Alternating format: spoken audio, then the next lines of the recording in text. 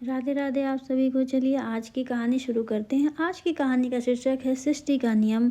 This is a motivational story in Hindi. यह एक कहानी ज़बरदस्त मोटिवेशनल कहानी है। एक दुकानदार जिसकी बहुत बड़ी दुकान गांव से बाहर थी, वह अपनी दुकान पर कई प्रकार की चीज़ें बेचा करता था। वह अपनी दुकान पर मक्खन भी बेचा करता था और वह मक्खन अपने गाँव के ही एक व्यक्ति रामू से खरीदा करता था। रामू रोजाना उस व्यक्ति की दुकान पर मक्खन देने के लिए आता था और वह ऐसा लगातार कई सालों से कर रहा था। परंतु दुकानदार ने एक दिन सोचा कि मैं रामू पर आंखें बंद करके भरोसा कर रहा हूँ, क्या यह सच में मुझे रोजाना 1 किलो मक्खन देता भी है या नहीं। दुकानदार ने मक्खन का वजन किया तो उसे समझ में आया कि रामू उसे धोखा दे रहा है। मक्खन सिर्फ 900 ग्राम ही है, जिससे दुकानदार को बहुत गुस्सा आया क्योंकि वह रामू पर भरोसा करता था। दुकानदार गांव की पंचायत में गया और रामू की शिकायत कर दी। गांव की पंचायत बैठी और रामू को बुलाया गया। सरपंच जी ने रामू से कहा कि तुमने दुकानदार के साथ धोखा किया है। उसने तुम पर भरोसा किया परंतु तुमने उसे रोजाना सिर्फ 900 ग्राम मक्खन ही दिया और तुम ऐसा कई वर्षों से कर रहे हो। मतलब कि तुमने दुकानदार का बहुत बड़ा नुकसान किया है। क्या अब तुम अपनी सफाई में कुछ कहना चाहोगे।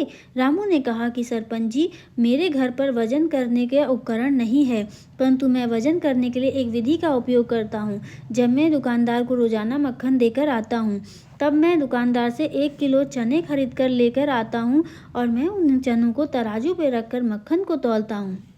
बाकी के जवाब आप दुकानदार से पूछिए, क्योंकि यदि उसका मक्खन कम है तो सीधी सी बात है कि वह 900 ग्राम चने ही मुझे देता है, क्योंकि मैं चने के सहारे ही मक्खन का वजन करता हूँ। सरपंच को यह बात पता चली तो सरपंच ने दुकानदार को बहुत अपमानित किया और उसे धोखेबाज कहा। दुकानदार जिसने बहुत मेहनत से सम्मान और इज्जत कमाई थी, वह गाँव वालों के सामने सब कुछ पता चल गया कि वह धोखेबाज है। तो पूरे गाँव ने सभी लोग ने उसे धोखेबाज धोखेबाज कह के बुलाने लगे। इस प्रकार दुकानदार को अपमानित होकर गाँव छोड़कर जाना पड़ा।